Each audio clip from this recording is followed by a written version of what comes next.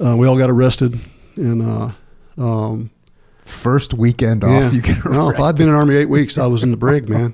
And my platoon sergeant at the time in training was a guy named Sergeant Eichert, an old Vietnam vet. He came down and got us out of jail, took us back in for the commander. So I had my first solid in Texas when the guy said, you got caught doing something wrong, join the Army. 8 weeks later, or after I delayed entry program, so a few months later, I'm 8 weeks in the Army. I'm standing there in front of this guy. I think his name was Captain Richards. If he's still around, I owe him a great thanks. But he goes, man, what the hell are you guys thinking? And I was like, they started it. And he goes, you guys weren't even supposed to be in there, and he said, I'm this close to throwing you out of the damn Army, man. Because, I was a trainee. Trainees don't get a lot of grace. And he goes, do you even want to stay in? Two guys from South Boston were like, fuck no, get me out, right? And they were gone. And I was like, yeah, I want to stay in. And he's like, okay. And I got a summarized Article 15, 8 weeks in the Army. Didn't even know what the hell that was, but it was like $50 fine, and I had to pay the parking lot for 2 weeks or something like that. And then...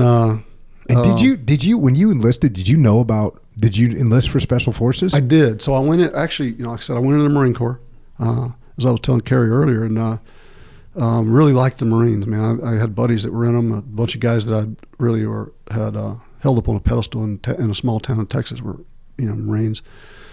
Really sharp dudes. And but I went in, and they were like, a buddy of mine had joined the Army, and he was like, I got airborne school, I got this, I got that, I got this, I got that. I went to the Marine Corps. I was like, hey, you guys got any schools, cool stuff? He goes, you're going to be a Marine. You can be a Marine. Yeah, that's it. And what about jumping in it? Bud, you're going to be a Marine, and if you don't like that, you go join the Army. And so I joined the Army, and but I went into the Army, and I didn't know what I wanted to do. I was like, know nothing about the Army. My grandfather had been in the Army in World War II, but he never talked about it. They had all the posters all over the wall, of different things, helicopter pilots and stuff like that. And I looked at this one poster, and it had a picture of a Green Beret with a rope slung across his shoulder.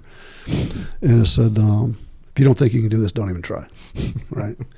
And I was like, man, gun hanging on him, all this sexy stuff, right? And I was like, that looks pretty cool.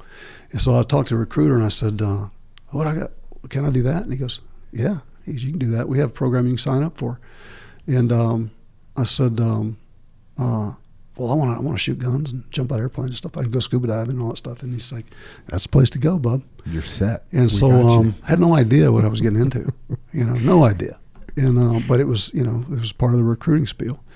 And I didn't know the difference between different MOSs or anything. I didn't know that, I thought Green Beret was a Green Beret. I didn't know you had riflemen, weapons guys, commo guys, demo guys. So I said, well, I want to be a guy with guns. I want to shoot. I'm a good shot. I like shooting guns. Been doing it since I was a kid. And he goes, well, you can do it, but you're going to go in as they need a commo guy, and that's the only slots we have open. So I went in initially as a commo guy. I went to Fort Sill, Oklahoma for my basic training, but had no idea what was coming my way. Nothing. I mean, and basic training, was so easy.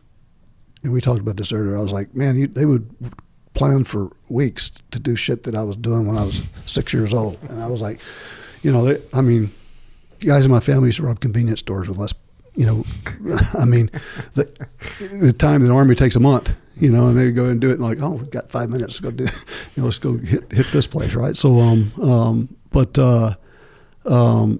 basic was easy.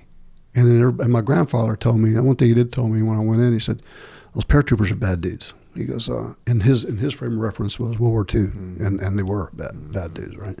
And so he goes, jump school's hard. He goes, it's going to be hard. I went to jump school, and I was like, man, my feet hurt from running so slow, right? It's like, man, you're doing this shuffle around thing. It was just miserable. And then got to Fort Bragg, North Carolina, and they cycled through training was at Camp McCall. It still is, but that was where he ran the Q course, Special Forces Qual course. And it was 7 weeks, 5 days long. I know because I marked every day off of it on a calendar.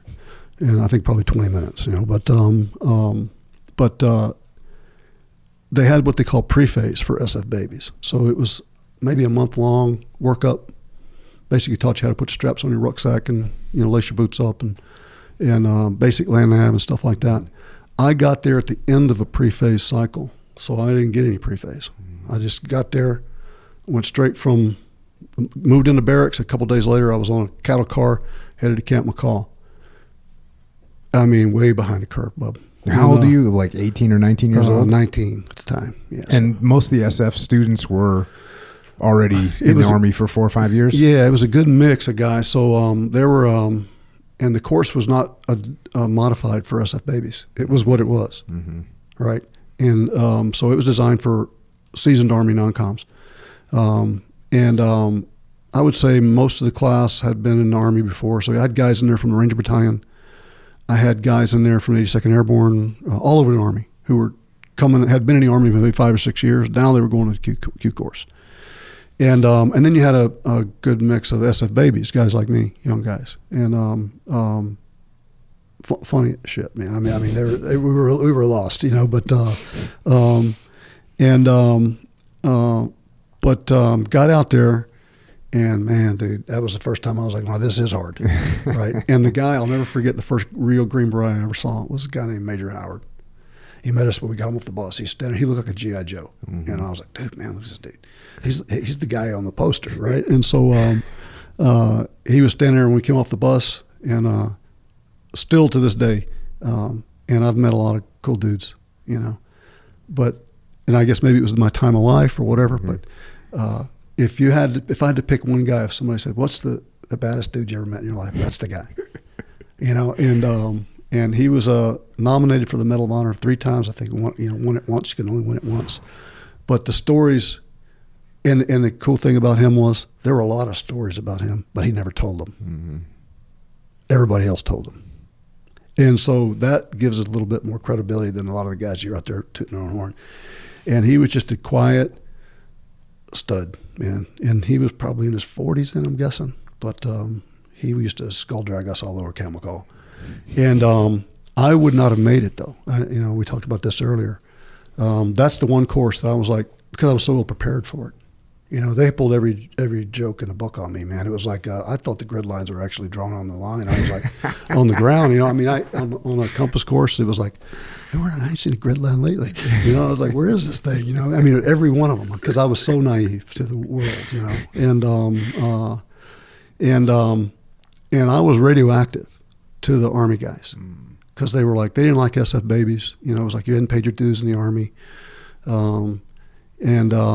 you're basically, screwed up, and that shit might be contagious, and I don't want any of it to get on me. So they were trying to get through the course, and they didn't need to spend any extra time helping somebody else get through the course because you're probably getting 2 or 3 hours of sleep a night. You're getting skull drug all day, and then you're having to learn how to read a compass and do all that stuff. But there were 2 Marines that were from Force Recon. One was named Rich Stickle.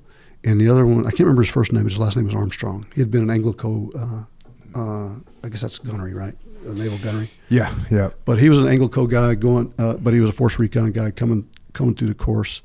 And then Richard Stickle. And Richard Stickle looked like Hitler's wet dream. I mean, he was like 6'2", blonde-headed, blue-eyed, chiseled, looked like a statue, like somebody carved him. I mean, I remember seeing him like, man, this dude's a beast, man. And really special guy.